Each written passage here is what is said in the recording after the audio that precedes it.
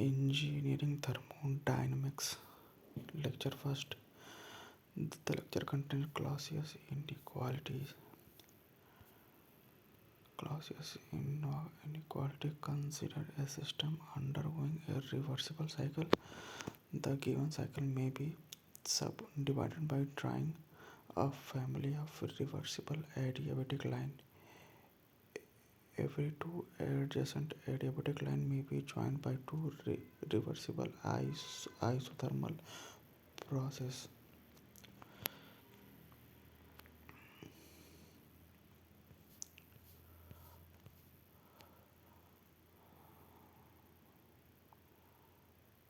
This figure shows it is a Carnot cycle which receives heat at dq1 during the A1B1 process and reject heat dq2 during the D1C1 process. Let the heat addition be at temperature T1 and heat rejection be at temperature T2. Then it is possible to write eta equal to 1 minus dq2 by dq1 equal to 1 minus t2 by t1, or dq1 by t1 equal to dq2 by d2.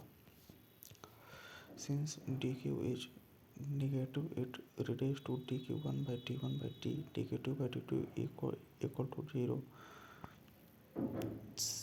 Similarly, dq3 by t3 plus dq4 by t4 equal to 0. Then dq1 by t1 plus dq2 by t2 plus dq3 by t3 plus dq4 by 4 equal to 0. Hence, closed integral of dq by t equal to 0. This is known as Clausius theorem.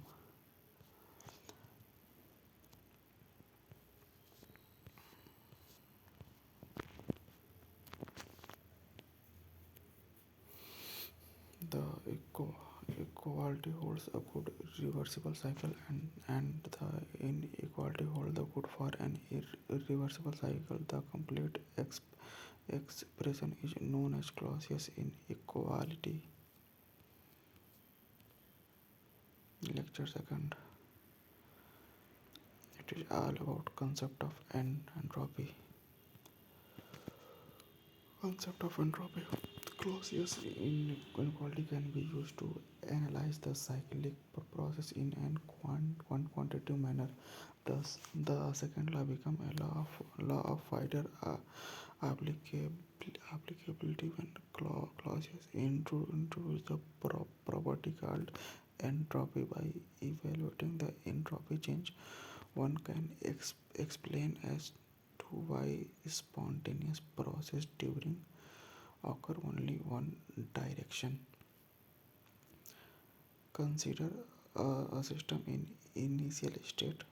Let the system be taken from state 1 to state 2 along a reversible path 1a to 2, and then restored to its initial state by following another reversible path 2bi, which is shown in figure number 1. Then the two paths put together form a reversible cycle 1a to bi. Applying the Clausius inequality to this reversible cycle, then obtain integral of 1 to a b1 dq by t equal to j0. Since path 2b1 is irreversible, the limit of integral can be reversed. This is dq by t has the same value whether the path followed is 1a2 or 1b2. It is possible to connect the state 1 and 2 by several reversible paths and see that integral of dq by t has a same value irrespective of path as long as paths are reversible. Therefore dq by t of r is an exact differential of some function which are identified as entropy. Hence it can be said that there exists a function of s called entropy. The change in entropy is expression equal to s1 minus s2 equal to del s equal to integral from 1 to 2 ds equal to integral from 1 to 2 dq by t of r. This follows from the clausius inequality as a consequence of second law of thermodynamics. Therefore, ds equal to dq by t of r for reversible process only. Cal- Calculation of entropy change. The following facts should be kept in mind while calculating the change in entropy for the process.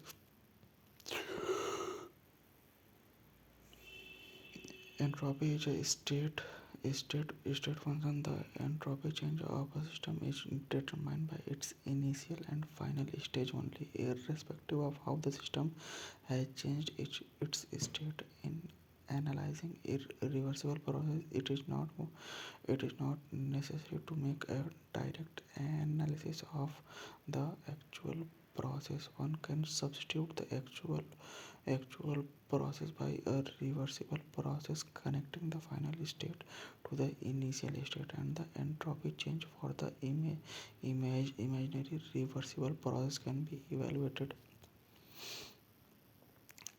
And entropy change for some elementary process: absorption of energy by a constant tem- temperature reservoir. A certain amount of heat is added to constant temperature reservoir. The actual process can be replaced by a reversible path in which an equivalent amount of energy is added to the reservoir. Then the entropy change of this reservoir is given by del S equal to dq by t of r. Heating or cooling of matter. The heating can be carried out either at constant pressure or at constant volume. From the first law of thermodynamics, Q equal to del U for for constant volume heating or cooling process, and Q equal to del H for constant pressure heating for cooling process. Del S equal to integral of dq by t equal to n into integral of from t1 to t2 cp dt by t equal to h for constant pressure process.